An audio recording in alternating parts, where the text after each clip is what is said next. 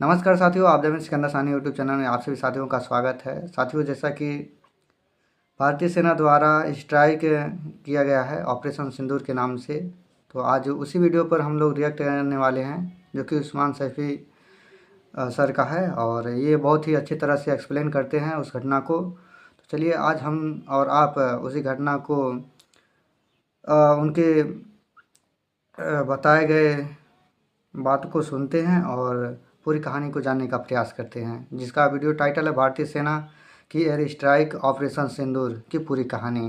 तो चलिए देखते हैं उस्मान सैफी के मुँह ज़ुबान से। 22 अप्रैल 2025 की यह बात है। जम्मू कश्मीर के जिला अनंतनाग का एक इलाका लगता है पहलगाम। उससे लगभग 6 या 8 किलोमीटर दूर एक जगह है बैसरन घाटी, जिसको मिनी स्विट्जरलैंड के नाम से भी जानते हैं। यहाँ पर देश भर के लोग घूमने के लिए आए थे। लगभग 2000 से ज्यादा लोगों की तादाद थी। दोपहर का समय था और इसी बीच में 3 आतंकवादी आधुनिक हथियारों के साथ आते हैं और लोगों को चुन चुनकर मारना शुरू कर देते हैं। जो हिंदू थे उनको मार रहे थे, उनके सटीक सर पर निशाना लगा रहे थे, और जो मुसलमान थे उनसे कलमा सुन रहे थे, और जो कलमा सुना रहा था उसको छोड़ रहे थे, और बाकी को उन्होंने मारना शुरू कर दिया। इस तरह से उन्होंने 26 बेकसूर लोगों को मारा। एक उसमें नेपाली भी शामिल होता है। इसके बाद उनकी बेवाएं जो होती हैं वो रो रही थी, चीख रही थी, चिल्ला रही थी, और वो आतंकवादी उनसे कह रहे थे कि जाकर मोदी से बता देना, कह देना। बस ये मामला था कि सोशल मीडिया पर बहुत तेजी के साथ वायरल होने लगता है। लेकिन एक फोटो ऐसा था जो बहुत तेजी के साथ वायरल होने लगता है। वो भारत ही नहीं बल्कि दुनिया का ऐसा कौन सा हिस्सा था जहां वो फोटो नहीं पहुंचा था। दरअसल हरियाणा के करनाल का एक गांव लगता है भूसली। वहां के रहने वाले नेवी लेफ्टिनेंट विनय नरवाल वो जमीन पर पड़े हुए हैं क्योंकि उनको गोली मार दी गई थी। उनकी पत्नी उनके बराबर में बिल्कुल बेसुध हालत में बैठी हुई थी। किसी से कोई शिकवा नहीं, कोई शिकायत नहीं। और ये फोटो बहुत बड़ी कहानी बयां कर रहा था, बहुत सारे सवाल खड़े कर रहा था। और इसके बाद इस फोटो ने पूरे हिंदुस्तान को झकझोर दिया था। इसके बाद ये जब कहानी पहुंच जाती है सऊदी अरब में भारत के प्रधानमंत्री नरेंद्र मोदी का दौरा चल रहा था। वो दौरे को बीच में ही छोड़कर आ जाते हैं। उसके बाद फिर अपने कुछ खास लोगों के साथ बैठते हैं और प्लानिंग करते हैं कि आगे क्या किया जाए। धीरे धीरे करके वक्त आगे बढ़ रहा था और वो तारीख आती है 3 मई 2025 की।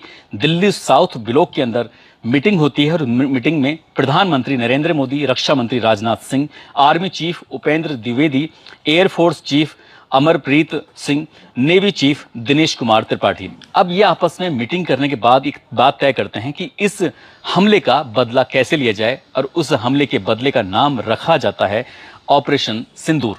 इसके बाद जो होता है वो पूरी दुनिया देखती है, और इस ऑपरेशन सिंदूर की कहानी आज अपनी कहानी के माध्यम से जानने की कोशिश करते हैं कि आखिर आज भारत के सेना ने क्या कर दिखाया है। वाकई वो सैल्यूट के हकदार है। पूरी कहानी जानने के बाद आप भी कहेंगे कि वाकई कुछ अलग नहीं, बहुत अलग कर दिया गया है। आदाब, नमस्कार, सत श्री अकाल। मैं उस्मान सैफी। आज की जो कहानी है ये कहानी जम्मू कश्मीर पहलगाम हमले की बात की है, जब भारत और पाकिस्तान के बीच में तनाव की स्थिति पैदा हो जाती है। और 7 मई 2025 की ये बात है। इसके लिए एक तारीख तय कर दी जाती है। देश भर के लगभग 244 जिलों को एक संदेश दिया जाता है कि अगर आपातकालीन स्थिति आ जाएगी तो गांव-गांव, शहर-शहर, आम आदमी से लेकर खास आदमी, सेना का हो या फिर कोई भी हो, इस आपातकालीन स्थिति से कैसे निपटा जाएगा, इसके लिए सबके सब लोग तैयार रहें। और तैयार रहने की बात कही जाती है। एक तरफ पूरे देश को आपातकालीन स्थिति के बारे में बताया जा रहा था, तैयार होने के लिए कहा जा रहा था। उधर पाकिस्तान की मीडिया एक कहानी पेश कर रही थी। वो कह रहे थे कि मॉक ड्रिल के नाम पर दरअसल पाकिस्तान पर दबाव बनाने की कोशिश की जा रही है। मनो दबाव इतना बनाया जा रहा है कि जैसे क्या पाकिस्तान डर जाएगा। ये सब वहां पर ये न्यूज वगैरह चल रही थी। पाकिस्तान के बड़े बड़े अधिकारी भी इसी बात को कह रहे थे कि मॉक ड्रिल के नाम पर इस तरह की बात चल रही है। लेकिन 6 और 7 मई 2025 की रात लगभग 1 बजे के आसपास का वक्त हो रहा था। और इसी बीच में भारत के दरअसल खुफिया एजेंसियों ने ये पूरी तैयारी कर ली थी कि आखिरकार इस बीच में हमें कैसे एयर स्ट्राइक करना है, कहां कहां पर करना है, क्यों करना है, इसके पीछे की क्या क्या वजह है। ये इसलिए शायद 15 दिन लग गए थे ये सोचने में, समझने में कि कब, कहां, कैसे कदम उठाया जाएगा।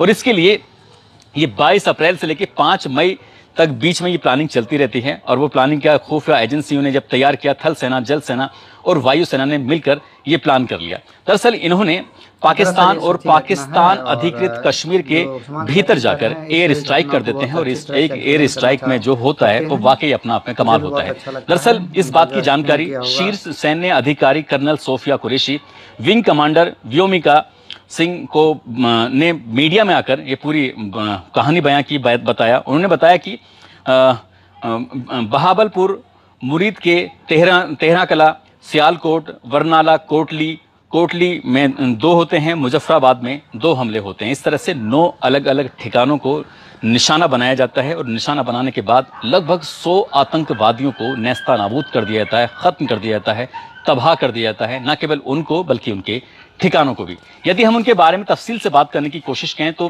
पहले नंबर पर मरकज सुभान अल्लाह बहावलपुर, जो कि जैश ए मोहम्मद का एक हेड क्वार्टर बताया जाता है। ये हेड क्वार्टर है और इसका जो प्रमुख है वो मसूद अजहर है। इसमें इस एयर स्ट्राइक में 10 उसके रिश्तेदार मारे गए हैं। उन रिश्तेदारों में उसकी एक बड़ी बहन है, उसका बहनोई है, उसकी भतीजी है और भतीजी का हस्बैंड यानी कि दामाद है, साथ ही एक अन्य भतीजी है। टोटल मिला के 10 इसके परिवार के सदस्य हैं। जब इस तक की खबर पहुंचती है मसूद अजहर तक, जो कि जैश ए मोहम्मद का मुखिया होता है और यहीं इस इलाके में इसका हेडक्वार्टर होता है, तो ये कहता है कि मैं भी मर जाता तो अच्छा होता। जब ये बात इंडियन मीडिया ने लोगों को बताई तो वाकई ये कमाल की बात है, क्योंकि इस व्यक्ति की अगर हम और ज़्यादा जानकारी की बात करें तो दरअसल 24 दिसंबर साल 1999 की बात है। इंडियन एयरलाइंस ICA 814 हवाई जहाज, इसका अपहरण कर लिया गया था, हाईजैक कर लिया गया था। उस दिन इस हवाई जहाज के अंदर 191 मुसाफिर थे और उन आतंकवादियों ने शर्त रखी थी भारत सरकार से कि हमें ये मसूद अजहर चाहिए, साथ ही 3 और आतंकवादी जो भारत की अलग अलग जेलों में सलाखों के अंदर बंद थे, हमें वो चाहिए। तो भारत को वो छोड़ने पड़े थे अपने उन मुसाफिरों के लिए, अपने उन लोगों के लिए। जब छोड़ दिए गए थे तो उसके बाद इस मसूद अजहर है, इसने साल 2000 में जम्मू और कश्मीर की विधानसभा पर हमला करवाया, जो जैश ए मोहम्मद का इसके ये जो मुखिया है। साथ ही 2001 में संसद पर हमला हुआ, साल 2016 में पठानकोट पर हमला हुआ, साल 2019 में पुलवामा पर हमला हुआ। ये सब जो हमले कराने के पीछे की जिम्मेदारी थी या करने वाले लोग हैं या आतंकवादी हैं, ये हैं जैश ए मोहम्मद के लोग। लेकिन जब एयर स्ट्राइक होता है तो एयर स्ट्राइक में ये पूरी तरह से मरकज सुभान अल्लाह बहावलपुर तबाह हो जाता है, ख़त्म कर दिया जाता है, नेस्तानाबूद कर दिया जाता है और यहाँ जो आतंकवादी होते हैं वो आतंकवादी भी मारे जाते हैं। बात करते हैं दूसरे की, जिसका नाम है मरकज तैयबा मुरीद के। दरअसल ये लश्कर तैयबा का ठिकाना है। यहाँ पर अजमल कसाब और डेविड कोलमैन हेडली जैसे आतंकवादियों को ट्रेनिंग दी गई। ऐसे न जाने कितने आतंकवादियों को ट्रेनिंग दी हुई होगी। अजमल कसाब की अगर हम बात करें, अजमल कसाब 26 नवंबर 2008 की ये बात है। अजमल कसाब, इस्माइल, शोएब, नज़ीर जैसे लगभग 10 पाकिस्तानी आतंकवादी भारत में आ गए थे, वो मुंबई में। और मुंबई में आने के बाद सबसे व्यस्त railway station Taj Mahal hotel, Oberoi hotel, Nariman house, यहूदी केंद्र, Leopold cafe, Chhatrapati Shivaji terminal, Cama hospital जैसे जगहों को 4 दिन तक निशाना बनाए रखा और 160 लोगों को, जो बेकसूर लोग थे, जिनका कोई कसूर नहीं था, साथ ही कई ऐसे अधिकारी थे, उनको भी यहाँ पर मार दिया गया था। अब इसके बाद ये जो ट्रेनिंग लेने वाले थे, ये जितने भी अजमल कसाब हो, इस्माइल हो, शोएब हो, नाजिर हो, इन्होंने मरकज तैयबा मुरीद के से ट्रेनिंग ली थी, जो कि लश्कर तैयबा का ठिकाना था। और जो 6-7 मई 2025 की रात को एयर स्ट्राइक हुआ था, 1:05 पर शुरू होता है और 1:30 पर वो समाप्त हो जाता है, ख़त्म हो जाता है। इसी बीच में जो ये जिनके ठिकाने थे लश्कर तैयबा का, जहाँ पर अजमल कसाब जैसे आतंकवादी ने ट्रेनिंग ली थी, उसको भी तबाह कर दिया गया था, ख़त्म कर दिया गया था। तीसरे नंबर की अगर हम बात करें, तीसरी जगह की, जो कि मुजफ्फराबाद में है, शाबाई नाला कैंप, जो कि लश्कर तैयबा का ठिकाना है। सोनमर्ग, गुलमर्ग और पहलगांव में कई जैसे हमले हुए हैं। अभी 22 अप्रैल 2025 की जो कहानी की शुरुआत में मैंने कहा था कि 3 आतंकवादी आते हैं, तीनों आतंकवादियों के पास आधुनिक हथियार होते हैं। वो हिंदुओं को निशाना बना रहे थे, चुन रहे थे और उनको मार रहे थे और जाकर के उनसे बोल रहे थे कि जाकर नरेंद्र मोदी से कह देना कि इस तरह से मारा है। उसके बाद जो होता है वो एयर स्ट्राइक के माध्यम से पता चली जाता है। 20 अक्टूबर 2024 को गंदेरबल एक जिला लगता है कश्मीर का, उसका एक जगह है सोनमर्ग, जहां पर टनल का निर्माण कार्य चल रहा था और बेकसूर लोग जो मजदूर थे, डॉक्टर थे या कर्मचारी वहां से काम करके निकल रहे थे। रात का वो समय था, 8 बजे के आसपास आतंकवादियों ने उनको बेवजह गोलियों से भून दिया था।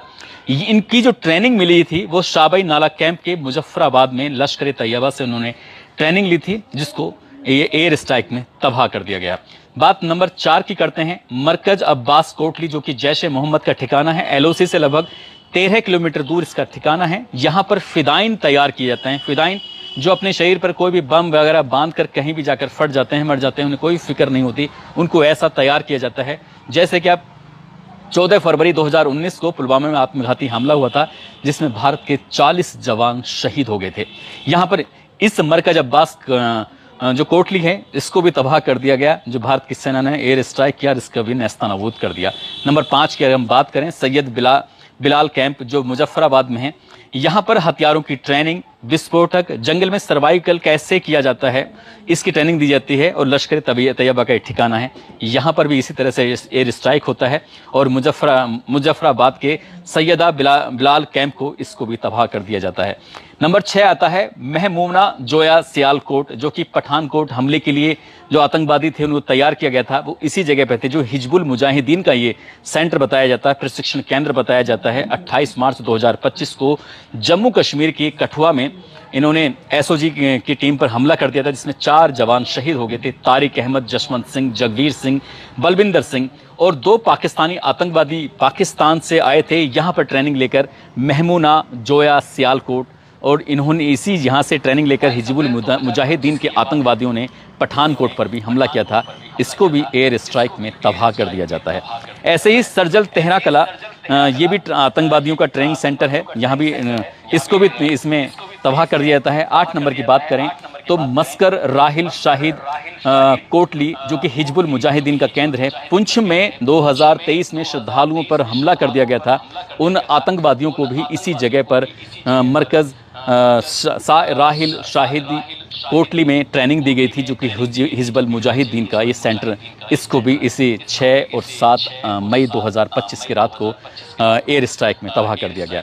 मरकज अहले हदीस बरनाला लश्कर तैयबा का ये ठिकाना है, इसमें बताया जाता है भिम्बर बरनाला कैंप, यहाँ पर हथियारों को चलाने की ट्रेनिंग दी जाती है, इसको भी एयर स्ट्राइक में तबाह कर दिया गया। जब ये तबाह हो जाता है, रात में ही अचानक से ही पाकिस्तान ने कुछ जो अधिकारी हैं उन्होंने अलग अलग तरह के बयान देना शुरू कर दिया। अगर हम बयान की बात करें पहले की, तो पाकिस्तान के जो रक्षा मंत्री हैं उन्होंने ये बयान दिया कि ये पाकिस्तान पर मिसाइलों से हमला हुआ है, जिसमें आम नागरिक मार दिए गए हैं, बस विदेशी सिंपैथी हासिल करने के लिए, कि विदेशों में जाकर ये रोना रोए और विदेश में जाकर ये मैसेज दे सके कि देखो हमारे लोगों को, आम लोगों को इस तरह से मारा जा रहा है। पाकिस्तान की मीडिया ने पाकिस्तान की जनता को खुश करने के लिए बोल दिया कि 6 भारतीय फाइटरों को मारकर गिरा दिया गया है, और एलओसी की जो चेक पोस्ट थी उसको भी गिरा दिया गया है, जिसमें 3 राफेल थे, 2 मिग, 1 सुखोई। इनको पूरा दिन पाकिस्तान की मीडिया ने इसी तरह से गीत गाता रहा, उनको खुश करने के लिए कि हमने सब ऐसा कर दिया है। तीसरा बयान पाकिस्तान की तरफ से जो सोशल मीडिया पर इधर उधर चल रहा था, ISPR, ये पाकिस्तान के inter services public relation director हैं भारत, इन्होंने ये बोला कि भारत की ओर से 24 मिसाइलें दागी गई थी, जिसमें 8 लोग मरे और 35 घायल। अलग अलग लोग, अलग अलग तरह की बातें। हालांकि भारत ने पाकिस्तान को कितनी बार पटकने दी है, हर बार पटकने खाने के बाद भी वो जैसे उसकी एक आदत है कि एक कहावत है कि किसी को अगर पीट दो तो पीटने के बाद फिर से कपड़े झाड़ कर खड़ा हो जाता है कि अब के मार के दिखा तो जाने। हर बार भारत मारता है और वो कपड़े झाड़ कर खड़ा हो जाता है। जब ये 7 मई 2025 को मीडिया में खबर आती है, लोगों तक बात पहुंचती है, सोशल मीडिया पर वायरल होने लगती है, इसके बाद भारत के प्रधानमंत्री सामने आते हैं, और भारत के प्रधानमंत्री ने जो कहा वो वाकई दिल जीतने वाला था। उन्होंने कहा कि भारतीय सेना, चाहे वो जल सेना हो, थल सेना हो या वायु सेना हो, इन्होंने बहुत कम समय में, यानी कि महज 15 दिन के अंदर एक सटीक प्लानिंग की, जो खुफिया एजेंसी के माध्यम से जानकारी मिली थी आतंकवादी प्रशिक्षण के ठिकानों की, उसकी जानकारी मिलने के बाद उन्होंने बहुत कम समय में अपना जो कर्तव्य दिखाया है, वो वाकई सैल्यूट के हकदार हैं। और सैल्यूट के हकदार क्यों ना हो, क्योंकि ये नया भारत है। दोस्तों, इस पूरे घटनाक्रम को बताने का उद्देश्य सिर्फ तो साथियों, उस्मान सैफी सर ने बहुत ही अच्छे से पूरी घटना, बल्कि पहलगांव नहीं बल्कि उससे पहले भी जितनी सारी घटनाएं हुई थी उन सभी को एक्सप्लोर किया, और उन सभी घटनाओं को बहुत ही अच्छी तरह से बताया। आपने जो सुना ही होगा, और यह वीडियो अच्छा लगा हो तो एक लाइक ज़रूर कीजिएगा। साथियों, अभी ये रहा पहला वीडियो रिएक्शन, चूँकि ये ज़्यादा अच्छे से तो हमारे ख्याल से अभी हुआ नहीं है, लेकिन आने वाले समय में अगर जो अच्छा रिस्पांस मिला तो इससे बढ़िया बढ़िया वीडियो और अच्छा रिएक्शन वीडियो लाता रहूँगा। बाकी इस पर काम करने का जो है एक ट्रायल था ये, और अगर जो अच्छा रिस्पांस मिलता है तो इस तरह का वीडियो और जानकारी, अपडेट और अपने जो संगठन के वीडियो हैं इसकी भी सारधारा जो है वो सारी आती जाती रहेंगी। बाकी चलिए मिलते हैं अगली वीडियो में अगले टॉपिक के साथ, तब तक के लिए जय हिंद, जय भारत।